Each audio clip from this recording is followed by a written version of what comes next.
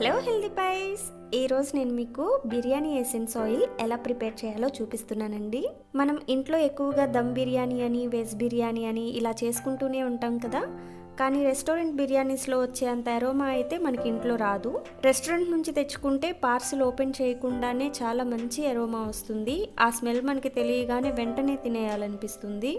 మరి అంత మంచి అరోమా రావాలంటే ఏం చేయాలో నేను చెప్తానండి. అంతకంటే ముందు కొత్తగా నా ఛానల్ని చూస్తున్న వాళ్ళు ఎవరైనా ఉంటే వెంటనే HealthyU for Youని సబ్స్క్రైబ్ చేసుకుని పక్కనే ఉన్న బెల్ ఐకాన్ ట్యాప్ చేసి ఆల్ అని సెలెక్ట్ చేయండి. నేను పోస్ట్ చేసే వీడియోస్ అన్నీ మీకు నోటిఫికేషన్ వస్తాయి. దీనికోసం ముందుగా నేను 2 కప్స్ సన్ఫ్లవర్ ఆయిల్ తీసుకుంటున్నానండి. ఇది నేను మార్నింగ్ ఫ్రైడ్ ఆనియన్ చేశాను ఆ ఆయిల్ అనమాట. మీరు ఫ్రెష్గా తీసుకోండి, లేదంటే ఇలా ఫ్రైడ్ ఆనియన్ ఆయిల్ అయినా తీసుకోవచ్చు.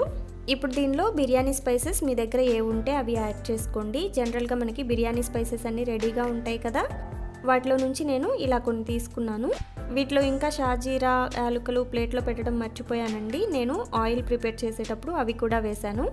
ఈ ప్లేట్లో పెట్టినవైతే అన్నీ మీకు తెలుసు కదా, బిర్యానీ ఆకు, లవంగాలు, జాజికాయ, జాపత్రి, నల్ల యాలుకలు, దీన్నే పెద్ద ఇలాచి అని కూడా అంటారు, దాల్చిన చెక్క, ఇంకా స్టోన్ ఫ్లవర్, తెలుగులో దగడ పువ్వు అంటారు.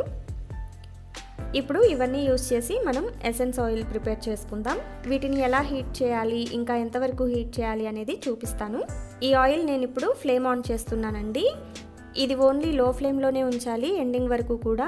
ఇప్పుడు దీనిలో బ్లాక్ ఇలాచి అంటే పెద్ద యాలకులు 6, మనం రెగ్యులర్గా యూస్ చేసుకునే గ్రీన్ యాలకులు ఒక 15, దాల్చిన చెక్క ఒక 8 ఇంచెస్ వరకు తీసుకుంటున్నాను. ఇంకా కొంచెం బ్లాక్ స్టోన్ ఫ్లవర్ అంటే దగడ పువ్వు అని చెప్పాను కదా, అది కొంచెం తీసుకుంటున్నాను.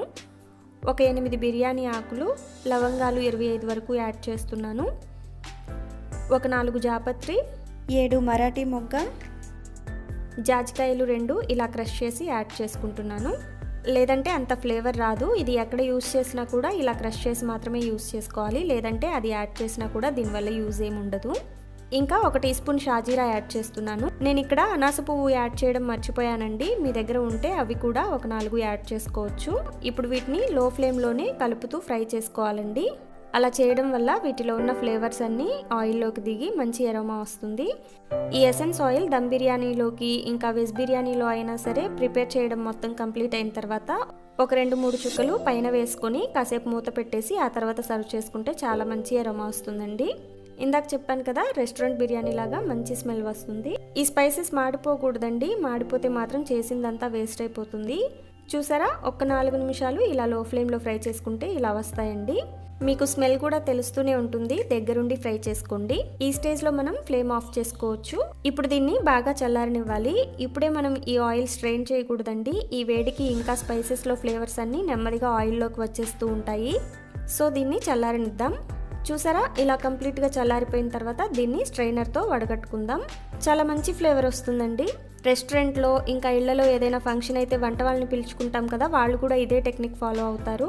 బిర్యానీ ఎసెన్స్ ఆయిల్ రెడీ అయిపోయిందండి. ఇది బిర్యానీ చేసినప్పుడు ఫినిషింగ్లో ఒక 3-4 చుక్కలు పైన టాపింగ్గా వేసి మూత పెట్టేసి ఆ తర్వాత సర్వ్ చేసుకోండి. దీన్ని ఇలా గాజు సీసాలో పెట్టుకొని స్టోర్ చేసుకోండి. ఫ్రిడ్జ్లో పెట్టాల్సిన అవసరం ఏమీ లేదు, బయట స్టోర్ చేసుకున్నా కూడా ఏం పాడవదు.